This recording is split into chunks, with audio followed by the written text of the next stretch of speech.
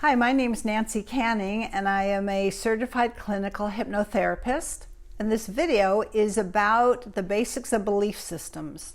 What is a belief system? How does it form? Why do we hang on to it? How do we get rid of them? I'm using this as an introduction to my monthly online class that I hold about releasing belief systems based on different common core limiting beliefs. So by having this on video, we can skip this basic introduction every time and get right into the meat of releasing beliefs. So let's get going. So what is a belief system?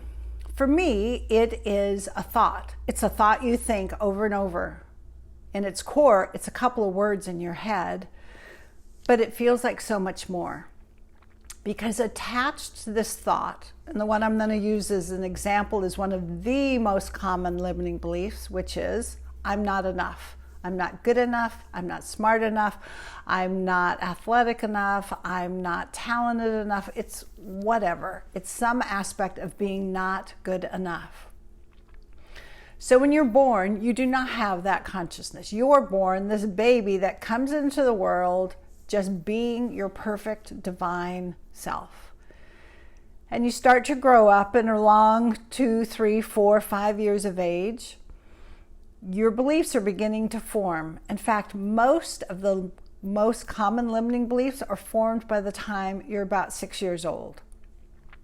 It's because from the ages of 2 to 6, our brains are still developing and they're in the theta brainwave state, which means little children in that age group are in a deep subconscious state and are easily being programmed. That's how the system works. We're trying to learn. And so we're very programmable and suggestible. And the way we see life is it's because of us. And so the beliefs get formed from that point of view. We can't have the perception of an adult yet. We can only see life through the thinking, the consciousness, the experiences of who we are at 3 and 4 and 5 years of age. So let's say you're about 4 years old and you're outside playing with some older neighborhood kids or some older siblings and they're kicking the ball around. And you know, the 10-year-old kids can kick the ball really well and they can toss it and throw it and they're getting pretty good. And there you are, 4 years old, and you can't kick the ball as well or as far. You can't throw the ball very well. It's big compared to the length of your arms. And so you don't do athletically as well as any of the other kids. You don't know yet that that's how it's supposed to be because you're only 4 and they're 10. But none of the truth matters. All that matters is your perception of I'm not good enough.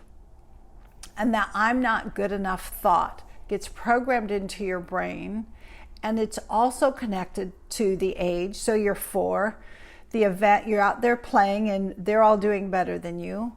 The emotions you're feeling, this kind of dejection, this disappointment in yourself, this sinking in physically, your body, you can kind of shrink down. All of that is wrapped up in truth. You believe it's true that you're not good enough because look at the evidence. You're not doing as well as the 10-year-olds. That thinking and feeling, that whole consciousness, that event gets programmed into your brain. It gets recorded. It's just like a photograph gets taken. That photograph never changes. It just stays the same even though the people in the photograph grow up. Same way as our beliefs do. They get created, they get recorded and programmed in, and they stay stuck at that age that you were at the time you created them. So as time goes by, our brain is very effective in ways that it doesn't have to keep thinking new thoughts. It just regurgitates. It sees a thought you've had before and goes, oh, that's what's true, and it triggers it, and you have the same thought over and over. So as the decades begin to go by, this thought that was just a moment in time when you're outside playing with some other kids, it becomes a sense of identity. Because a couple of things happen over the years. as you think it more and more, you look at life and it gets reflected back to you, that belief gets bigger. So instead of it being like a little tiny step path, it becomes a super highway in your brain. It's where you go to explain life. It's where you go for your sense of self, of not being good enough. So as that it gets bigger, it also then, in an insidious way, begins to attach itself to other areas of your life. So it's no longer that you're just not good enough at kicking the ball. It becomes you're not good enough at school, at thinking, at math, at reading, at relationships, at crafts, sports, you name it. There's the saying that says, what fires together, wires together. So as you try other new things as you're growing up, and maybe you stumble over a new skill for the first time, like don't we all? That's how we learn. But instead of you being able to keep going, it wires itself to, see, I'm not good enough. I'm not good at that either. Oh, see, I'm not good enough at that either. So it starts to wire to other ways of you being. So it gets bigger. It's in more areas of your life, and it becomes a magnet. It draws circumstances, experiences to you that are reflected back in you as, see, more proof that I'm not good enough. So when the belief is first formed, it's perception. It's your reflection of life. It's how you see life in the moment. But then later, as time goes on, it becomes more than that. It's not a reflection, it's an actual magnet. Think of it as sending out, radar, sending out telephone signals out into the universe to get reflected back, to draw back to you that circumstance that's reflected by the belief. So I'm not good enough becomes stronger and stronger within you. Now the problem is this, one of the problems, there's many problems with these limiting beliefs, but one of them is in the beginning, it had a positive intent. I don't care how much it's wrecking your life now, in the beginning, it was meant to help. So the way the thinking often goes with I'm not good enough in the child's thinking is if I know I'm not good enough, I will try harder. And then I will be good enough. And then I'll have approval, or I'll have friends, or mommy and daddy will love me more, or I'll get better grades, whatever it is that you will be good enough at. The thinking goes, if you don't even know you're not good enough, you won't try harder. And the whole business here in the thinking is to try harder so you will be good enough. Here's the flaw in that thinking. I'm not good enough is only and forever I'm not good enough. You are never good enough. You will never become good enough because the thinking is I'm not good enough. It does not morph into being good enough. It simply grows bigger and bigger as not good enough. No matter how much you try, it just gets bigger.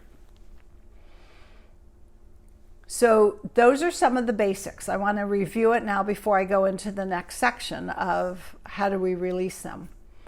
The beliefs are often formed in a moment in time. It doesn't have to be a trauma. It can be, but it doesn't have to be. It could be somebody gives you a dirty look. It could even be a happy moment that you somehow take on a limiting thought from. I had one woman in a class many, many years ago. I think she was about in her 60s, and she wanted to know how come she always had to have a man's approval to think well of herself. So in the class setting, she went back to the root cause. She was maybe 5 years old. She was standing outside. Her dad was there with her. He had his arm around her shoulders, and he was talking to his neighbor. And he was bragging on his little girl. He was bragging about her, saying how much he loved her and what a good girl she was. And he was being a fabulous father. He was doing all the right things. And she, of course, felt so loved and so adored. And in that moment formed the belief, this is how I feel good about myself. Ugh. Nobody did anything wrong. But she then took that in, and that became her belief, that subconscious belief that she had to keep looking for a man's approval to feel good about herself. So with these beliefs, there's no blame. We don't judge anyone. We don't blame anyone. It's just people being people. He was doing a fabulous job. He had no idea that that was a setup for the daughter, that she would take on that kind of limiting belief. So we don't look to blame. We're not blaming parents or teachers or anyone. We're not judging. We're just saying, listen, life happened. You took on these beliefs. They are now 100% your responsibility to let them go, because it's all about what's in your thinking. It's your brain. It's what you're holding on to. It's not about what happened as a child anymore. It is about who you are now and your responsibility to let go of those so that you can live the life that you really desire. Far less limited by that thinking that somehow tells you you're not good enough, or any of the other beliefs that you hang on to. They're not logical. These beliefs are not logical. You can have absolutely polar opposite views. You can have some beliefs that say I'm not good enough, and you can have other beliefs that say I'm really good at this. You can have both. It doesn't have to be logical. You form these beliefs at different times.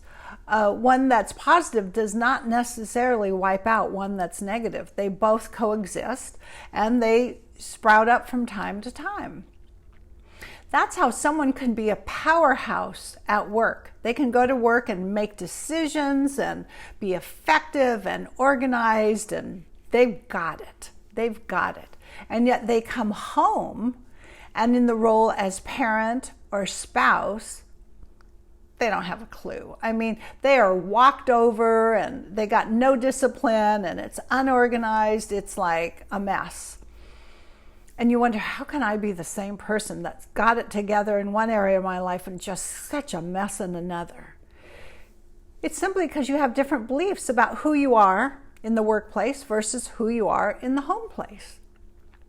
So it's always our thinking. It is the beliefs that determine our life. They're reflected back. Anything that's happening in our outside world, we're seeing it through the eyes of our beliefs, and those beliefs can be magnets to draw things to us, just to reiterate them so that we get a chance to finally let them go. So how do we let them go?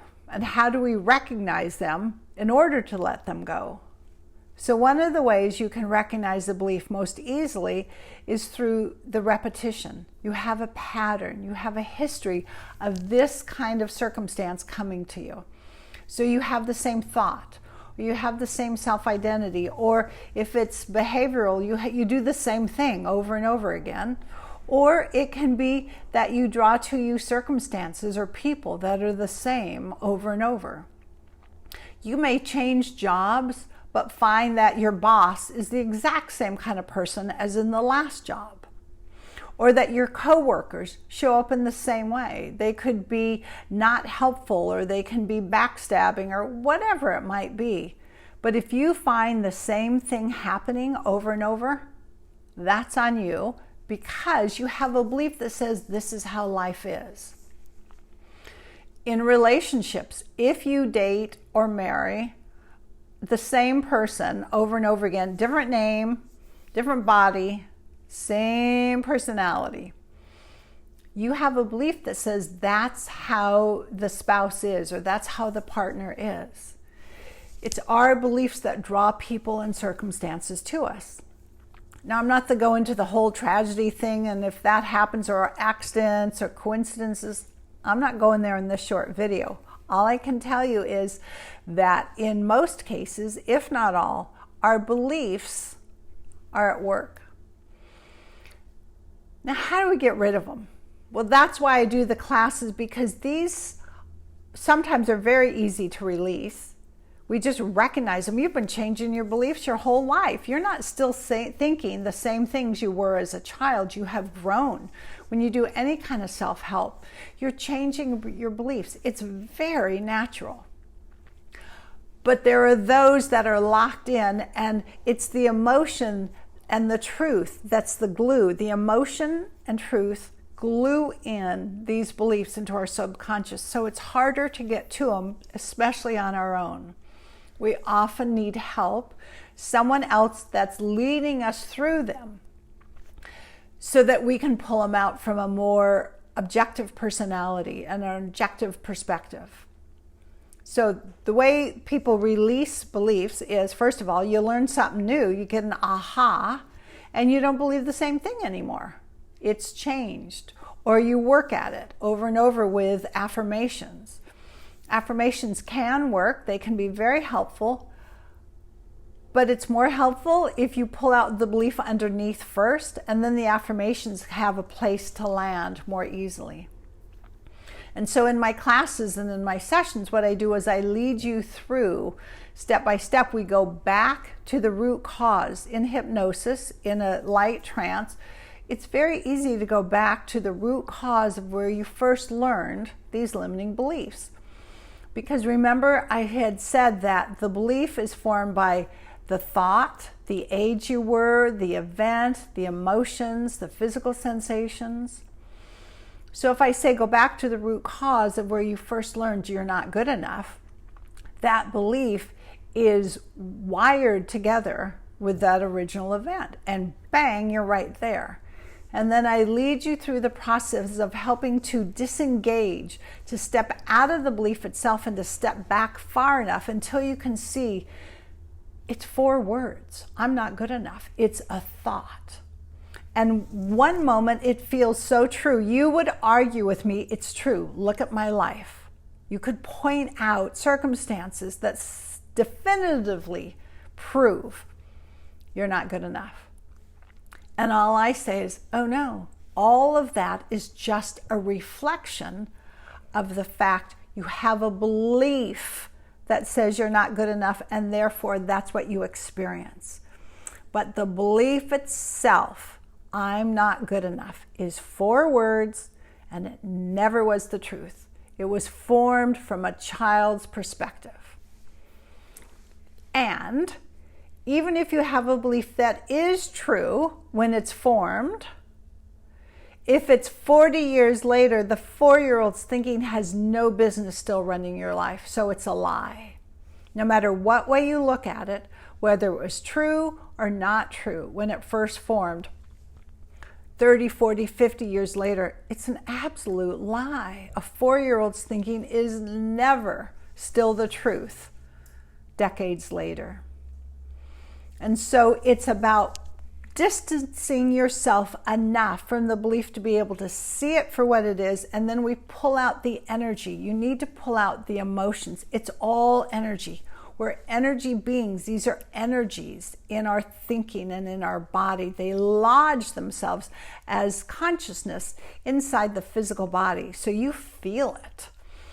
We got to pull that out of there. It's lodged in our energy centers, in our chakras. We pull out the energy. It's in our field around us. We pull out the energy. And then we go back for another belief because they're wired together. Many beliefs are strung together with other beliefs. It's not just one belief for one action.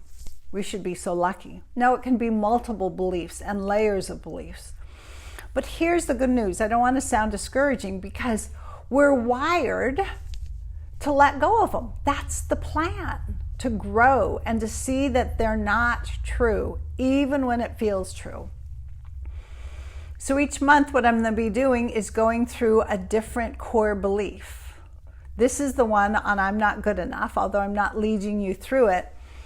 In my book, Your Life's Calling, which is on my website, nancycanning.com, in the book, when you get that either online or in book form, paperback, one of the chapters, sorry I don't have it right with me, it gives you a free code so you can go in and do a free download to change the belief I'm not good enough. So we're going to be starting these different ones. I've done I'm not good enough this last month. I'm making this now January 6th, 2020. We're here in the 20s. I'm stuck is the next one we'll be doing. I'm going to do I'm not worthy, I've been abandoned. I'm going through all the core beliefs that I talk about in my book, Your Life's Calling. So each month we'll hit on a different set of beliefs around that subject, because they can all be released. I love helping people release "I'm stuck," because then they're not stuck. They start taking steps forward. Life changes fundamentally when you go over "I'm stuck." And the same thing with not being new enough, not being worthy enough. All of that is their beliefs. So I look forward to working with you. Get on my mailing list. Go to nancycanning.com, and down in the bottom right of that first page, you can join my mailing list. And that's how I most often send out the announcements for each month's workshop. And we go through a couple of different beliefs around one subject, and I'm telling you, it's powerful. I love helping people change their lives. It just brings me such joy. And I know that even hearing this, you're going to see other beliefs that have popped up. So here's just a little funny thing on myself. I've had to do this video 3 times. The first time, the microphone was sitting over on the couch instead of being here on me. The second time, I started choking and gagging. So this is the 3rd time. And one of my beliefs that I hate doing things over. So anyway, when we recognize our beliefs, we see them, and the best way sometimes is just to laugh and go, get over it. I'm doing it over, and I'm going to just get better and better at it. But recognizing our beliefs, they're all over. I mean, that's who makes us who we are. Sometimes some humor and recognition of it helps a long ways. So I hope this is helpful for you, and I really hope to see you in class. Thank you.